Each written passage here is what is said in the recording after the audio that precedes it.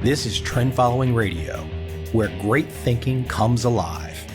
Nobel Prize winners, legendary traders, best-selling authors, and the pros that know what drive us irrational human beings.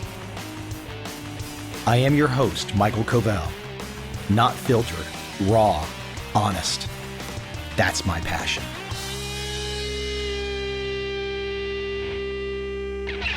I'm holding a new book in my hands called Growth IQ. And I got to tell you, any first-time author that's able to find a way to get Seth Godin to comment on the book, to get Daniel Pink to offer a blurb for the book, to get Tom Peters to offer a blurb for the book, that's a very smart first-time author. Grabs my attention. I'm sure it will grab your attention as well. My guest today, Tiffani Bova, the author that was wise enough to find these very, very prominent and astute fellow authors to give praise to her book. Her book, Growth IQ, Get Smarter About the Choices That Will Make or Break Your Business. Tiffani has a unique background, 20 years from startups to Fortune 500, 10 years at Gartner, the world's leading IT research and advisory firm. Today, she's an evangelist, an innovation evangelist at Salesforce. And I must say, she has really put together a detailed account that any first-time entrepreneur, any experienced entrepreneur, any business person, anybody that's interested in making some money and learning from those that have come before us, Tiffani hits the mark. Let's jump right in with my conversation with Tiffani Bova.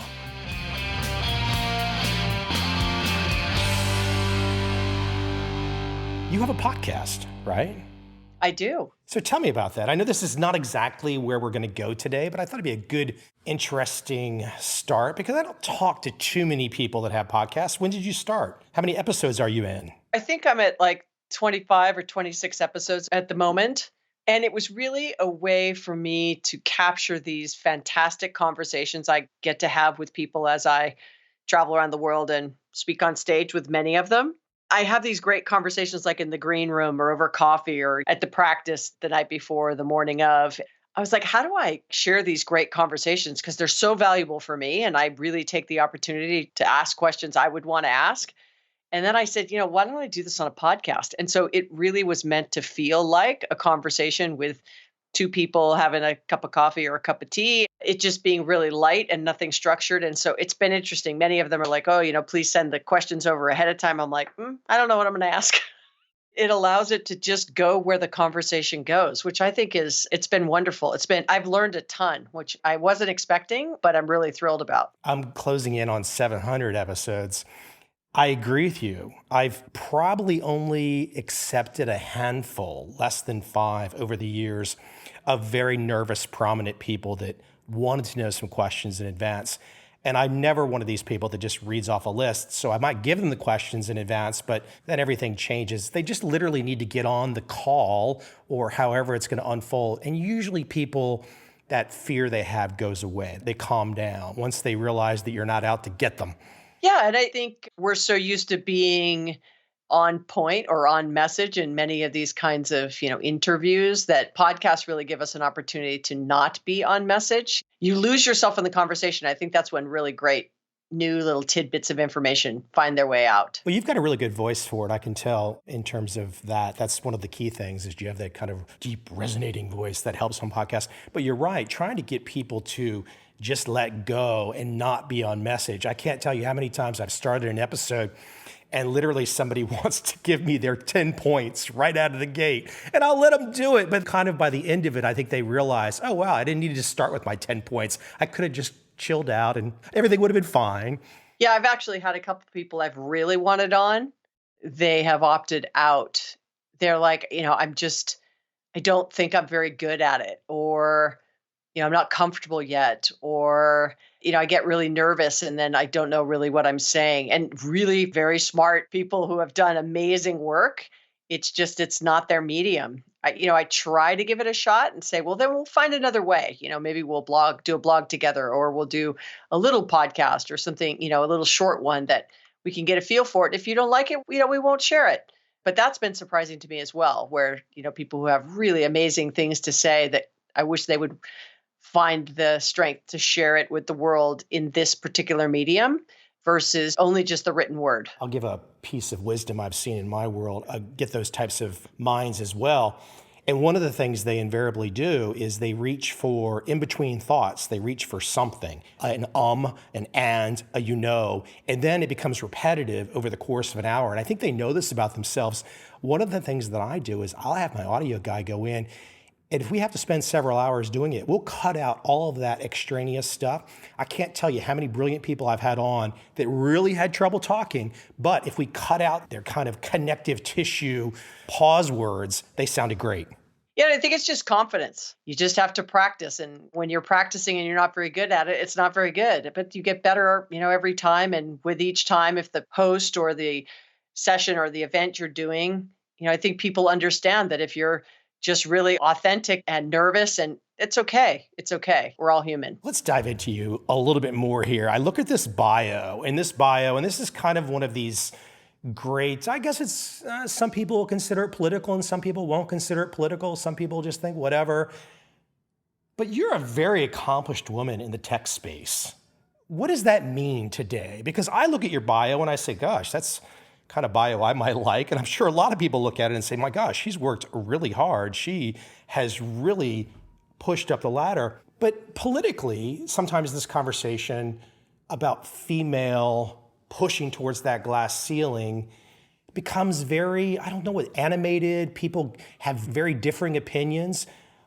What is your view? I mean, do you even think about it? I look at your bio and I think, she doesn't think about anything other than just to keep pushing and keep getting better every day. But you happen to be a woman and we happen to be in a political world. How do you view that? Yeah, I view it as you just said. I don't really think about it. But I'm also not climbing the corporate ladder in that traditional sense. I'm not working my way to become a CEO or sit on a board in that way, especially in my current role now at Salesforce. I'm an individual contributor. I get the opportunity to go and spend a lot of time with our customers and think and speak and kind of do what I really love doing. But there's no aspiration for me to say, eventually I want to be a big executive, if you will, at Salesforce in that way. And not because it isn't a place I would love to do it, especially because of our CEO and everything we do and say around equality. But it's because it's just not something that's where I have really wanted to put my energy and effort, but that wasn't always the way. When I was in my 30s, it was like, how far up this ladder can I go? It was like push, push, push, push, push. In my 40s, it was really all about was learning a ton. And how do I take all those learnings and apply them in some way that seemed to resonate with people? And that kind of cut my teeth on being more of a thinker and sharing some of the leading thoughts that I was coming up with along throughout my conversations. And then this has really given me the opportunity to bring all those things together. And it seems to just be a really great fit for me. Let me take you back in time to a conversation. I want you to think of that first conversation with that first prominent individual, because there's going to be many conversations before these many people in your life that perhaps were not so prominent that my audience might not know about. But I'd love for you to pass along a story and insight. One of those first meetings with somebody very prominent that you perhaps did not know, that first engagement, in that aha moment that you took away from them and you kind of immediately said to yourself, okay, I can see why this particular person has risen to this particular level of notoriety, whatnot, in their career. Are there any names early on for you that kind of really stand out that perhaps even my audience might recognize? I would be surprised if the audience recognized it, but the names. But here's what I would say is that I came up with this whole concept called building your confidence muscle about 7 or 8 years ago. And it came from this very question. I was early in my career, sort of in my late 20s. I was selling technology. There was not a lot of women selling technology, and there wasn't a lot of women in leadership. And so when I would find women that would be speaking at an event I was at, I would just sit there with an open book and take a ton of notes. And then I would go up and introduce myself afterwards. And sometimes it was an epic fail where I didn't know what I was going to say. And I was very nervous in the conversation. And I felt like that was my way of flexing my confidence muscle. And it didn't always go well, but I was like, oh, I'd really like to get to know you. When I grow up, I want to be you. Or like, how did you get? I'd ask them one question. So there were many people along that early part of my journey that would take just a minute or two of their time to answer whatever question it was that I asked. And it really had a tremendous impact in me throughout my entire career because now people come up and ask me questions. And I remember that person who was me many years before who would walk up, and I take those questions and that moment in time, I call it sort of this 90 seconds, that I have the ability to just make them feel like I'm interested in their question. I am interested in their question. How can I help? What can I do? How do I give you whatever nugget of information that you're trying to get from me?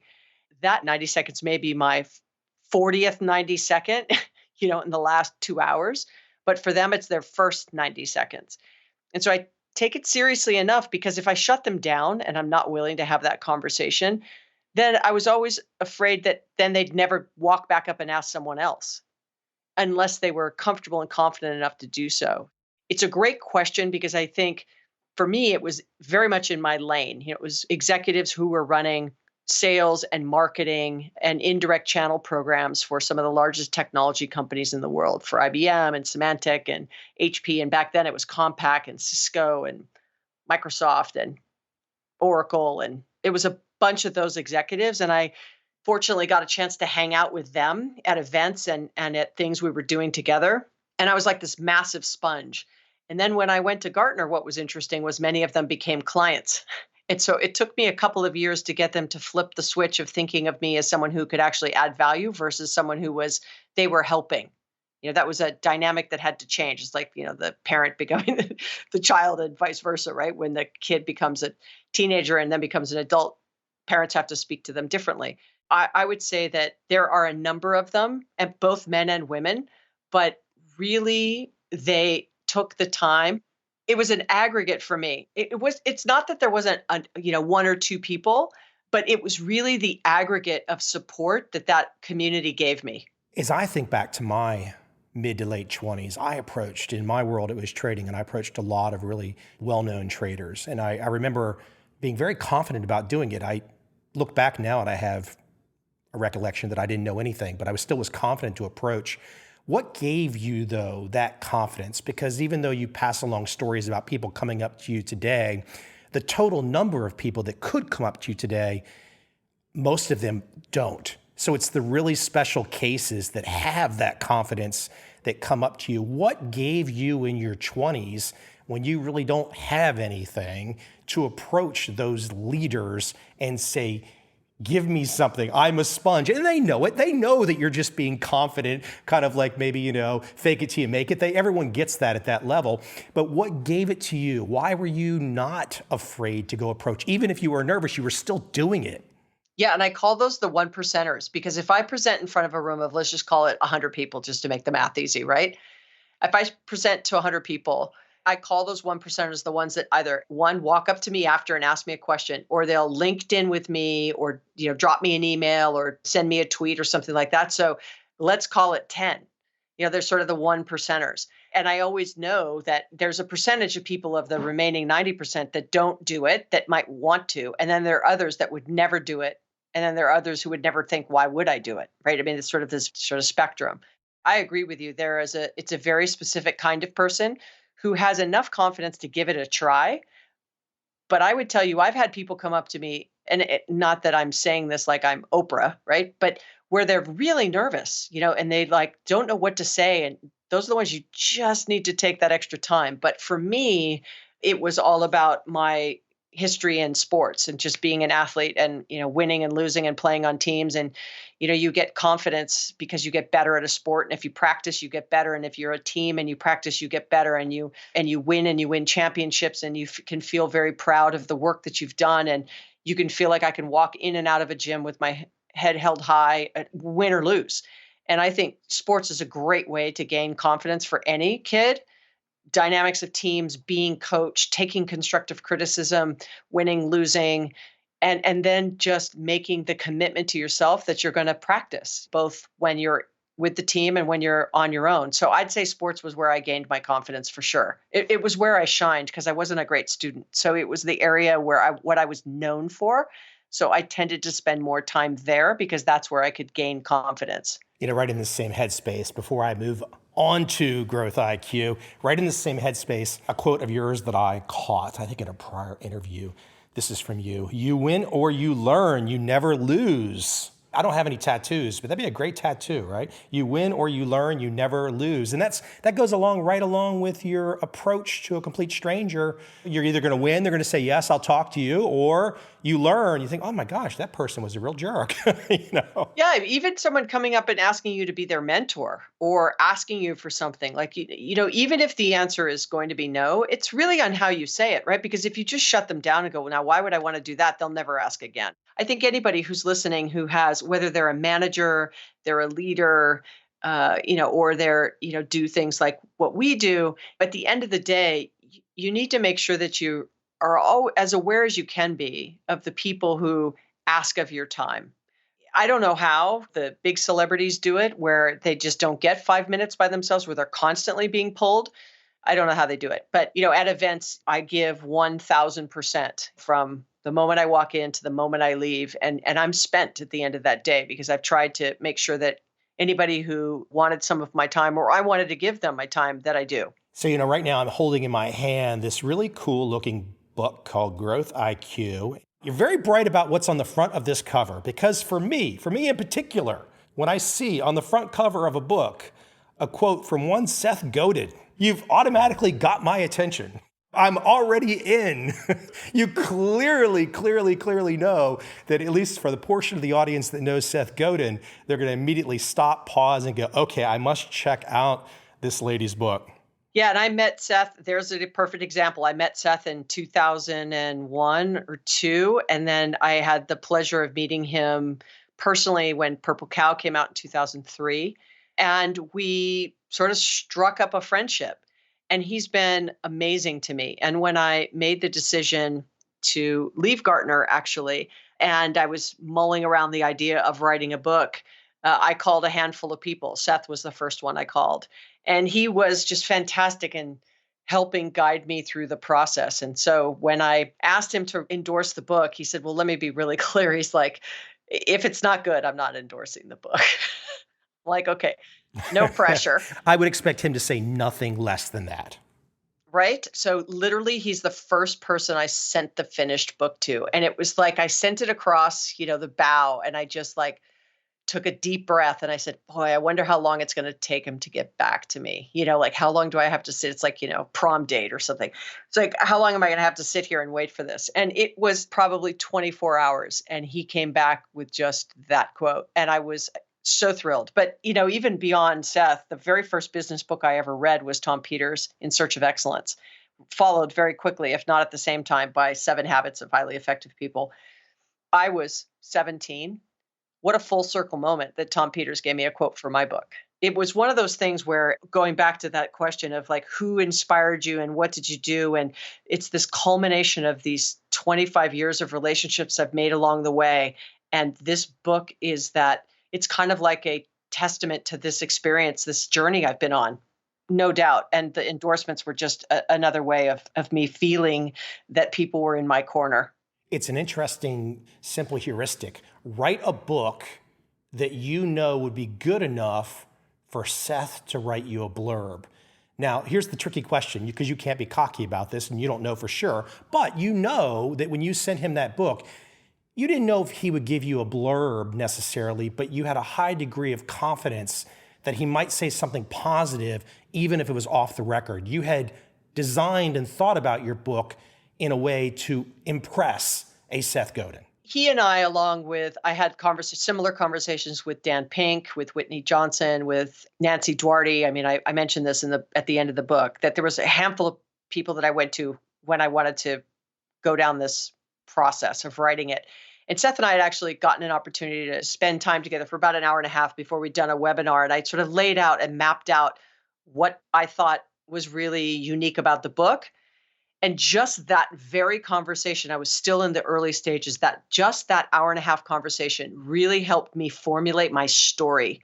It was more of okay, I told you what I wanted to do. I heard what you had to say to help give me a little guidance. Here's what I took from it and here's what I produced. I think it's a little bit of both. I think part of it was, and I hope I hit the mark, well, sort of one side of the coin. The other side of the coin is I'd be thrilled if he just said anything positive, right? That I could share or not share. And then he's such a lovely human being that I'm thrilled that he was willing to give me that quote. Let's dive in with a little bit here on Growth IQ. It's a dense book. It's also a ton of case studies. You can really, I don't know if this was your plan, but you could open it up really anywhere and start reading and start pulling information out. I mean, as an entrepreneur, as a business owner, anybody who's trying to sell anything, which frankly is all of us if we're honest with ourselves, it's for everyone in that sense. One of the places, though, that I would love to start with, because it's something I was not familiar with. And I'm going to reach out to a name first who happens to be part of a case study in the context of the whole book, but terribly interesting young woman who my understanding is she very well could end up being, if not already, the youngest billionaire in America, younger, reaching billionaire status younger than Mr. Zuckerberg. I don't think most Americans actually would even know who that name would be. And I didn't know, I mean, I know of her, just a little bit from afar, seeing pictures and stuff, and obviously know about her sister. But, the youngest Kardashian, possibly going to be the youngest billionaire in America within 2 years or so. We were talking about tattoos a second ago. There can be no more tattoo that could go on her forehead than growth. It's this very young woman, regardless of the platform that she had and all these other kinds of things. This is an amazing story. Yeah, and the timing of it was right. First thing was, I wanted to do case studies to your point. Number one, I wanted to write a book I'd want to read. So you are correct. It was purposely designed that you could open it up and pick it up at any point, which is exactly what I was hoping to achieve. So I'm glad that you pointed that out. And I wanted to grab a cross section of kinds of companies. She was doing some amazing things. We're talking about Kylie Jenner, and she has something called Kylie's Lip Kits, and she does makeup. And, she's the youngest of the Kardashians, as you just said. She just turned 21 like a week ago. And at the time that the book was published, I think they were estimating she was just north of 650 million in revenue with less than 20 employees. And so there's a lot of things that her and her team have done really well. And so I decided to write that case study, not knowing that she was going to make the cover of Fortune and Forbes and, the youngest billionaire and all this press and all that literally the week before the book came out. It seems to be the story that people want to talk about. But I think that when you peel back the fact that she happens to be a Kardashian, has a huge platform, I think she's in the top 5 largest social media followings, all up for all the platforms than anybody in the world, I think next to her sister. Ultimately, there has to be some there in order to build a business like that. And especially getting to that size in that amount of time, sort of, less than 3 years, against other industry beauty brands, L'Oreal, Chanel, MAC, Smashbox, whomever, it took them decades to crack $1 billion. I wanted to also speak to the millennial generation who has a very different perception of what it takes and what is needed in order to grow a business, because, they're the next generation that's going to power cities and towns and countries around the world. So that's why I picked her. And lucky for me, so far it's worked out well. Let's talk about growth, though. In particular, maybe we can use her as an example, use her company as an example. In your newest work, your first book, I believe, Growth IQ, you talk about the 10 paths to growth. Why don't you walk us through in terms of understanding that there are 10 paths? We might not have a chance to go through them all today. People will have to do a little reading. But what did Kylie know, even if it was just instinctive? Because she didn't have your book, but what was she understanding about growth? What did she get in the modern era about it? I'd say and I know we won't have time to go across all 10, but I wanted to land on a number that was digestible, right? If I'd said 187 ways to grow, probably not the greatest thing to do. So I wanted it to be digestible. I picked stories that would fit each of the paths, but for Kylie specifically, what the lesson out of her case study, there's a couple of things, but one being she absolutely knows who her customers are. So who is her demographic? Who are they? They're her peers, ultimately. And if she says, you know what? I'm going to go after people who are in my age range. Yes, I may get Tiffani Bova to buy a lip kit. That's great if she does, but really my audience is here, or I might get somebody else to makeup artists to buy it, that's great. But my audience is really here. So she, number one, really understood her audience. Two, understood what they wanted because she was one of them herself, meaning it's almost like she's taking her entire fan base and customer base in this age progression that she's in. Like, I'm 17, 18, 19, 20, 21, and you are too. And I'm learning how to apply makeup and what to do. And I'm going to teach you how to do it. And I'm going to use all these platforms and I'm going to create this, great environment and community around keeping up with the Kardashians, but more importantly, just sort of Kylie's lip kits and me growing up now as a mom. So it'll be interesting to see if she gives the Honest Company, which is Jessica Alba's company, who's also in the book, a run for her money in the baby category by just saying, right, I'm growing up, you're growing up with me. What are other things? So I'd first and foremost for the marketers out there, she's been masterful at how to use new platforms to reach customers in a way that has given her the opportunity to not actually spend any traditional marketing dollars on advertising. And so how do you do that, right? How do you leverage all these social platforms, sell that way? She's created a company with less than 20 employees, as I said, but ultimately it was, well, I have to find partners to work with, which was another path in the book. You need a distribution partner, a manufacturing partner, an R&D partner. Like you need all these people and companies in place if you're going to build a $650 million business with 20 employees. She was very keen, and her team was very keen on how do we partner to scale this business without hiring thousands of people and building out labs. And then the third thing I'd say is that it's a little bit of a scarcity strategy, right? We only are making so many, and so people will spend the money to always kind of fear of missing out, which once again, generationally, she understands those triggers for her customer base. That's why I picked that story. I think that any brand, large, small, 100 years old, 1 year old, 1 month old, can learn from that story of how to leverage social media in a way that creates this raving fan mentality. And then to use Seth's terms, right, really being a purple cow, standing out amongst hundreds of makeup companies, what allowed her to be so successful. I wonder how many men currently listening right now in my audience. I'm sure I've got a majority male audience. I wonder how many of them, though, are consciously or subconsciously tuning out because they heard the name Kylie Jenner or a Kardashian and are not properly saying, hold on, let's look at what she has done business-wise. Forget the name, forget the product, etc. Let's look at the lessons.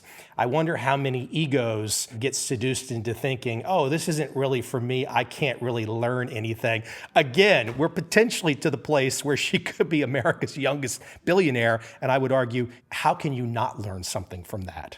Yeah, and at the beginning of the story in the book, I actually spend about a paragraph almost defending the reason why I chose her.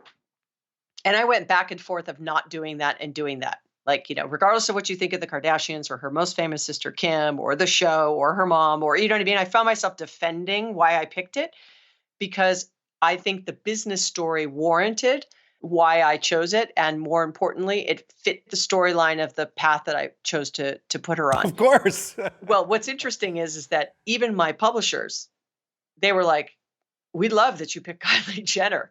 It's unusual. People haven't written about it. I tried also not to write about brands and companies that have been covered in some of the other amazing business books.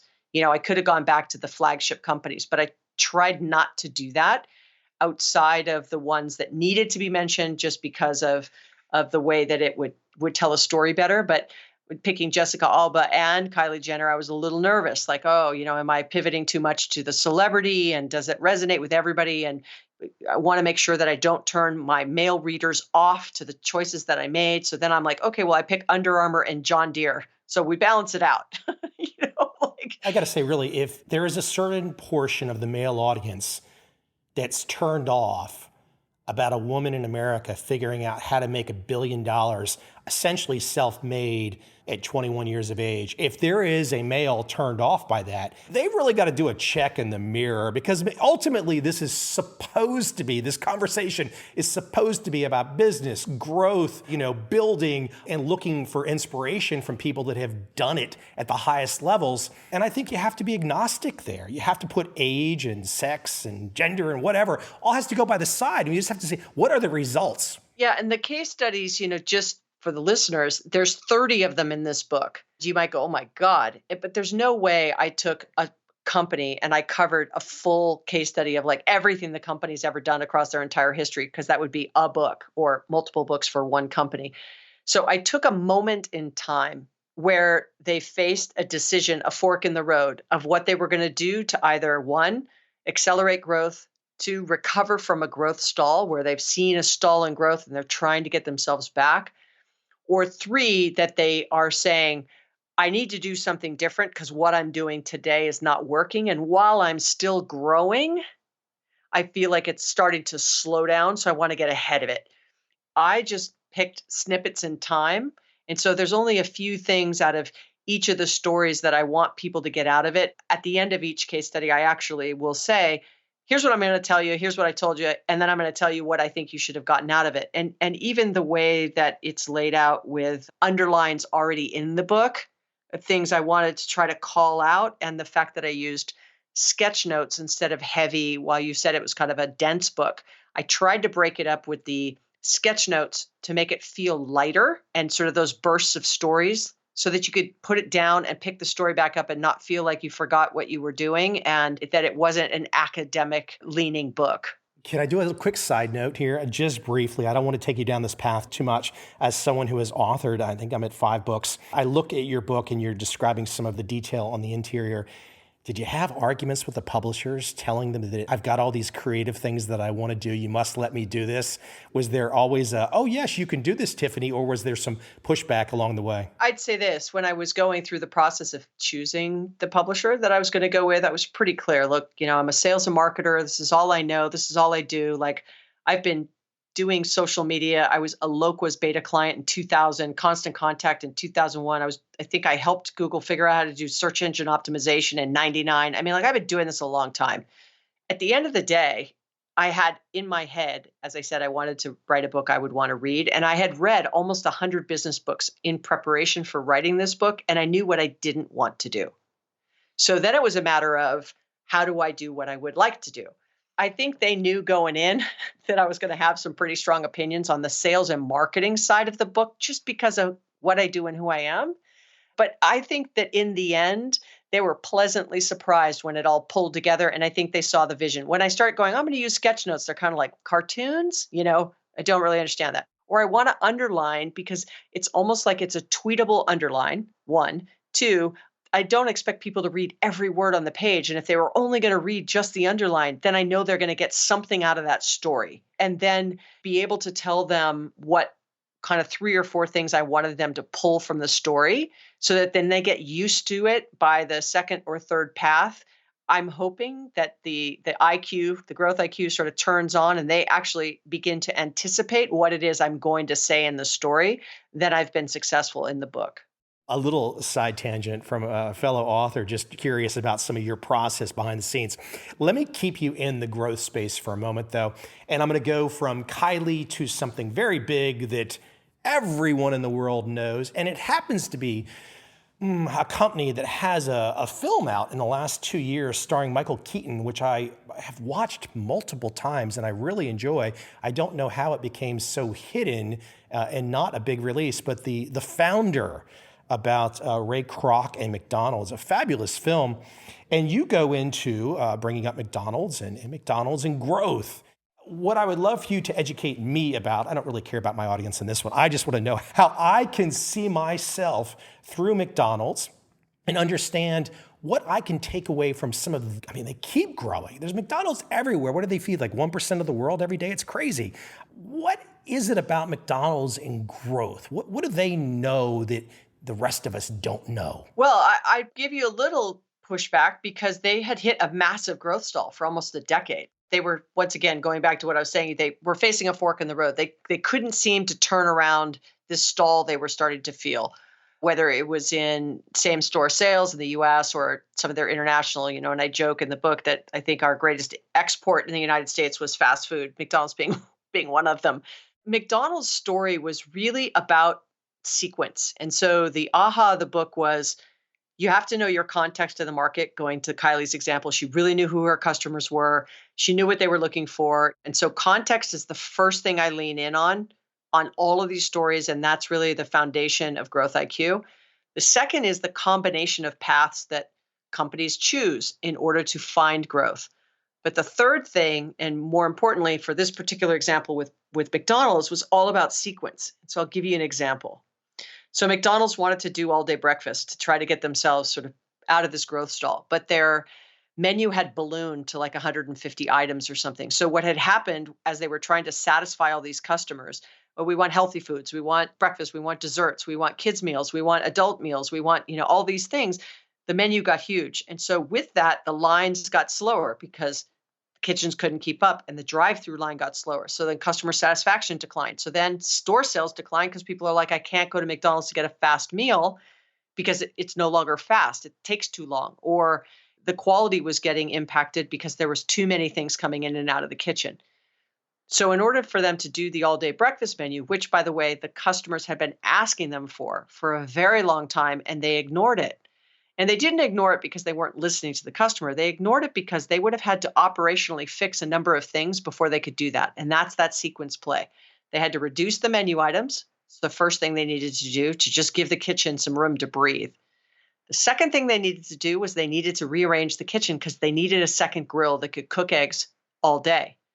Because the grill, when it would change from breakfast to lunch, the temperature would go up. Can't cook eggs. Can't cook burgers on the temperature being cooler.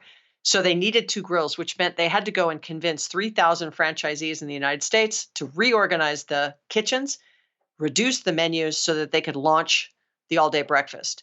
And so that is that. What's the context? What's the combination of ideas, right? Which one of the paths in the book is customer-based penetration, right? I want to sell more Egg McMuffins to existing customers, and I want to diversify and find new customers who would like to have breakfast with me at 3 p.m. when they get off work, but I'm not serving breakfast. So I'm going to capture them. But I needed to do it in that particular order. Had they just launched the breakfast menu without reducing the all-day breakfast, without reducing the menu, and without fixing the kitchen, it would have failed. Right idea, right? Just would have failed. What's so interesting, so you have the customer feedback. I'm trying to say, okay, how can I, as Mr. Joe Q Public out there listening, customer feedback saying, hey, Mike, I want this. And Mike is thinking, oh my gosh, I've got to change all this. That's the nexus right there. That customer feedback, even though it could be telling you you've got to change all these difficult things, that could be the absolute secret to growth. And I should also add too, I was just thinking about the founder again. The whole premise of the original McDonald's brothers was reduce the menu. Correct. And, along the way, McDonald's bought Chipotle. And Chipotle was all about, we're never going to expand our menu.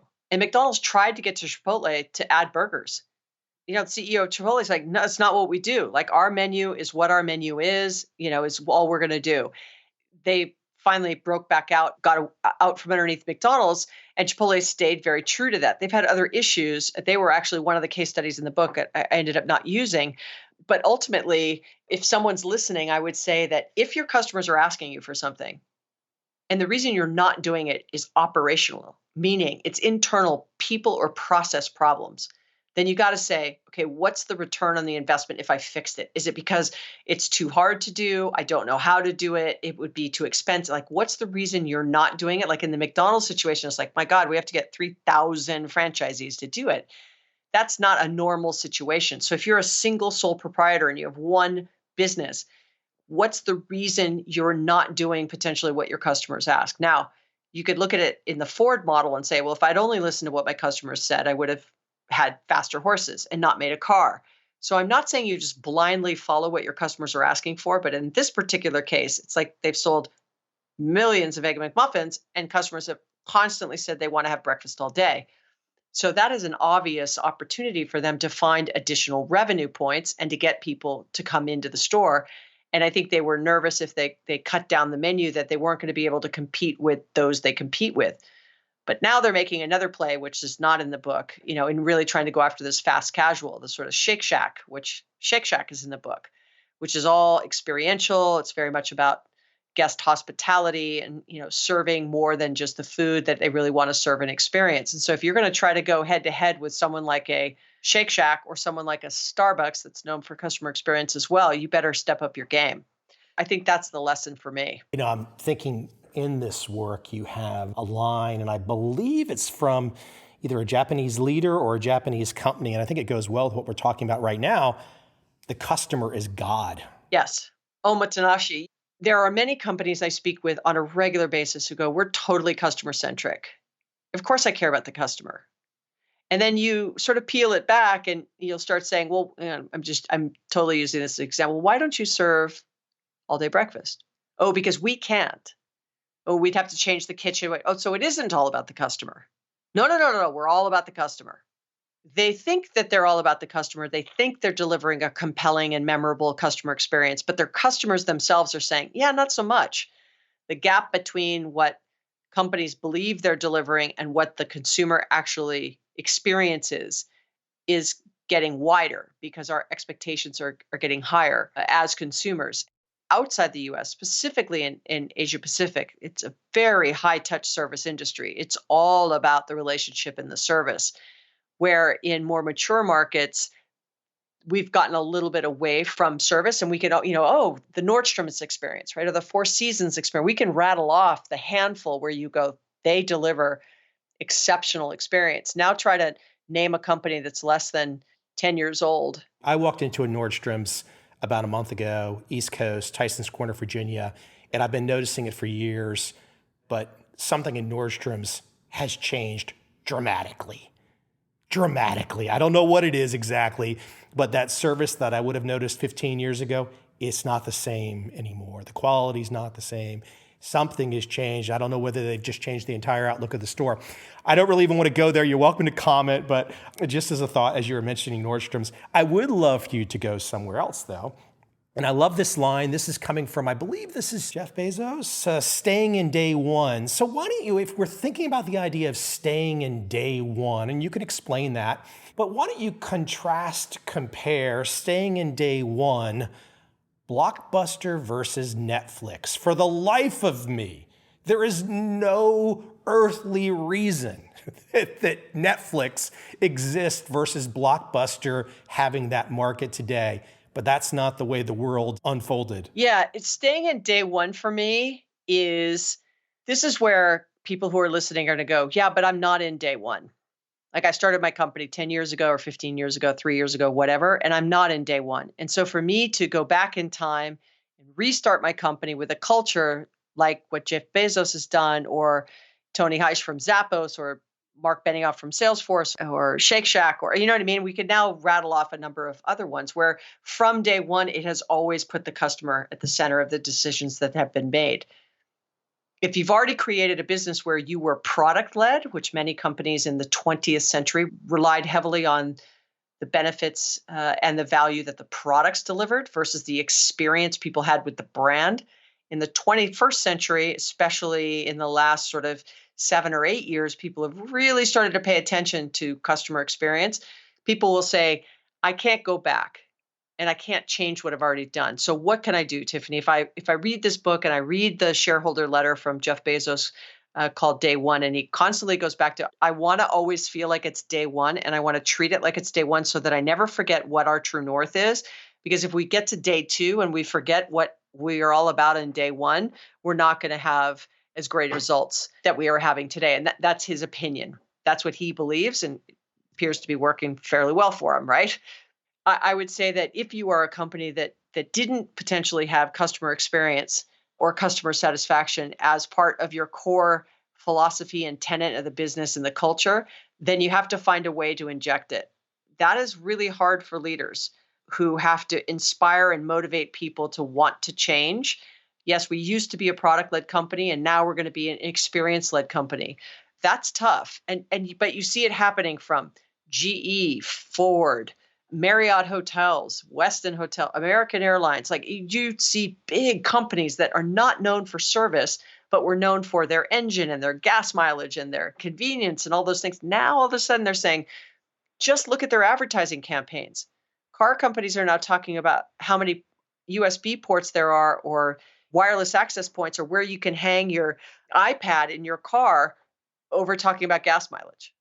It's not about the product. It's now about how are people actually experiencing the product when they're driving it. I would say you just need to step back and take an inventory on what do people think about your company and your brand, what makes you differentiated, and valuable for them to not only buy from you once, but to buy from you multiple times and talk about it in a positive way.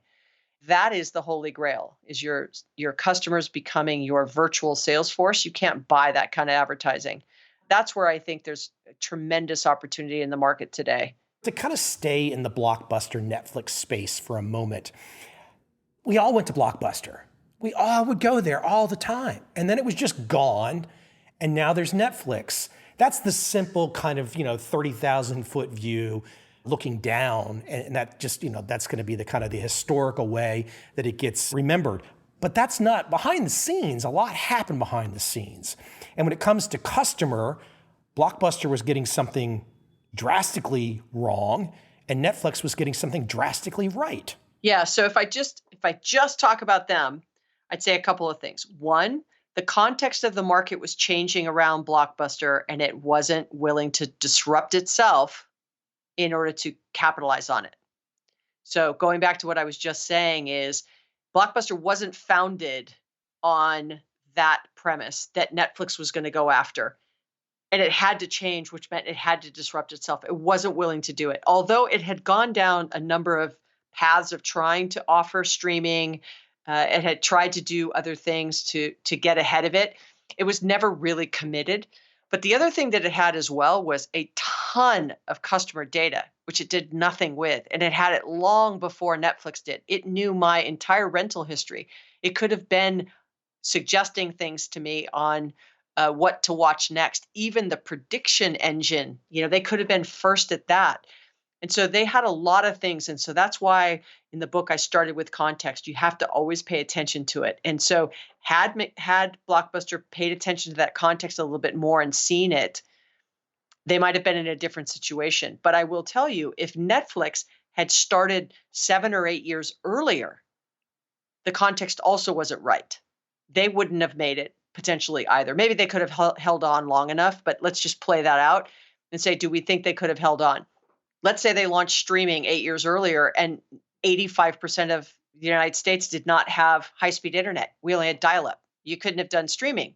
It doesn't work on an AOL dial-up. It doesn't work. And so that's why context is so important. And so that's why you have to pay attention to both now it's what's technology doing? What kind of benefits does it give me? What are the customers expecting? What am I delivering today? What do I think they're going to want just a quarter or two out, even if you're just slightly ahead of them? If you're not willing to do those things, then that's that Kodak moment. That's that Blockbuster moment, right? That's that Sears moment, which is also in the book, right? That's that opportunity that has been completely wasted because either one, you think the growth path you're on and what is driving growth today will continue, i.e. the Blockbuster model. They were basically making money on late fees, which was not a great customer experience at all. How do you change that? And so that's why I say that in the book, and I try to hammer it as hard as I can, is you got to pay attention to the context of the market. And the lesson for me is to not be Uberized or Netflixized or Airbnbized or WeWorkedized, right? It's everything about they entered the market at the right time, that the customer was willing to use an alternative that was either more convenient, more technically available, and delivered a better customer experience for a job, quite frankly, which is exactly the same as the other company does. Taxi, Uber, it's the same job.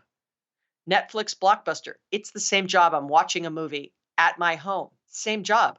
What makes it different? The thing is, when I go through your work, it's not that we can all say, well, my gosh, I need to make the exact same decisions that Jeff Bezos made. We're not Jeff Bezos. We're the same decisions McDonald's or Kylie Jenner.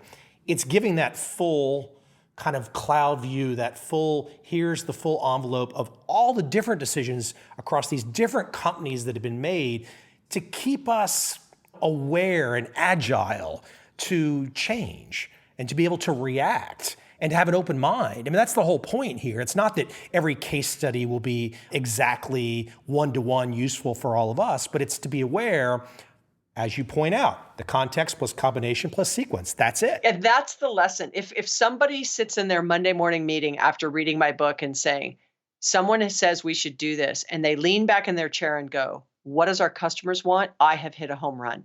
If they say, we tried this 5 years ago and it didn't work, what makes you think we're going to be able to do it today?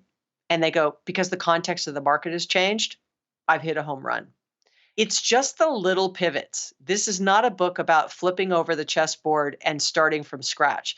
This is a book about what little things, little changes can I make to get closer to the customer, to respond to changing market context.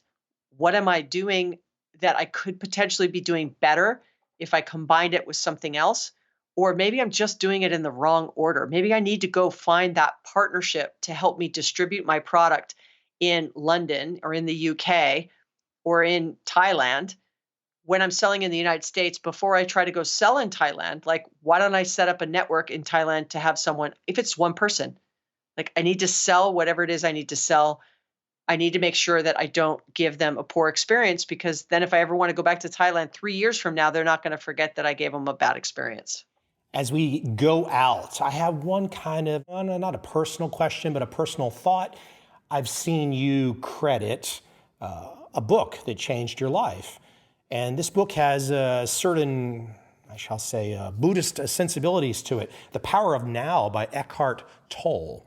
Speak to me some. I've read the book as well, and it's one of those books that I think for those of us that grow up in the U.S., probably a little bit different if you grew up in Asia, but if you grow up in the U.S. with our certain sensibilities, the power of now is not something the average American really starts to hear as a young person.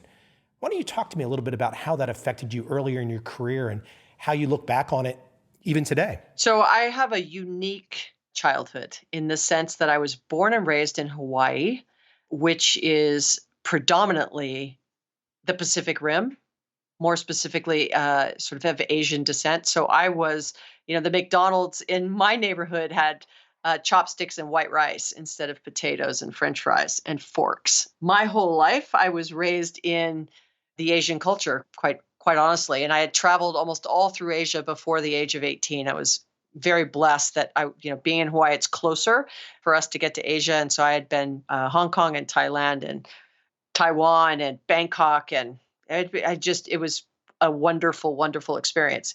I've always leaned that way. And so I think when I had become a Buddhist actually when I was in my teenage years. And so when that book came out, I was well past my teenage years. But it really just resonated with me because I felt like it was a way in which the Western and Eastern philosophies came together in something that didn't feel quite as intimidating to me, to be able to now have, as you just asked me that question, right? To have a conversation about that particular topic or that particular book where it's much more approachable. And I think everything that Eckhart did with Oprah, when they completely crashed the internet, when they did the very first webcast of education around the power of now. And I think it brought that entire body of work and thinking to a much broader audience than we ever could have seen had the internet not come to life.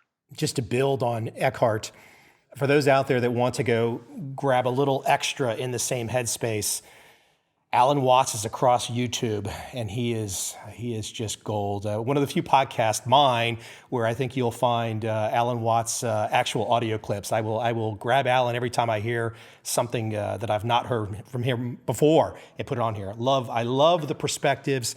I don't know. It just is a. I don't even know the way to say it. I don't want to say the word. I don't want to say it's better, but there is something more peaceful about having this Buddhist sensibility. Even if one is not a Buddhist, the Buddhist sensibility is just, there's something more peaceful about it. And it allows, in my humble opinion, less anxiety if you accept it. Without getting into politics and religion, which is never a good topic. But it's a podcast. Yeah, I would just say that I just want everybody to be happy. Spoken like a true Buddhist. I just want everybody to be happy and go enjoy a sunrise and a sunset and be thankful that we're above ground listening to a podcast. And, many of us that are listening to this podcast have first world problems. At the end of the day, I'm just thankful and grateful that I get to do what I do every day. And I try to live every day like in this moment, which is difficult in the speed of all the distractions coming at us. But ultimately, I hopefully in the next couple of weeks, I can sit down and actually enjoy some of the fruits of all this hard work over the last 18 months. Tiffani, pleasure to speak with you. Where can we send everybody? Is there a website? Is there a Twitter handle? Where can we send Instagram? Where can we send them? Yeah, so my Twitter handle is Tiffani, Tiffani _Bova, and that's Bova. And I have a website, tiffanybova.com. You can connect with me on LinkedIn. I'm pretty prolific on social, on Facebook as well. And then, obviously I blog and write and speak on behalf of Salesforce everywhere in the world. And so if you hear me on the podcast and see that I'm on a bill for a presentation, come up and say hi. Tiffani, thank you very much. Well, thank you for having me.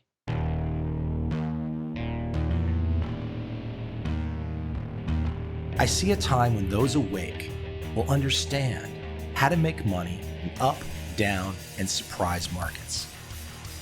Whether new trader or experienced, college student or financial advisor, protecting against a crash or just trying to make a lot of money, trend following offers everyone an answer in uncertain times. To get started immediately, send me an email, michael@covel.com. I will send you the right trend following steps to take along with my free video. But if you want to buy and hold, trust the government and trust Wall Street, this is absolutely not for you.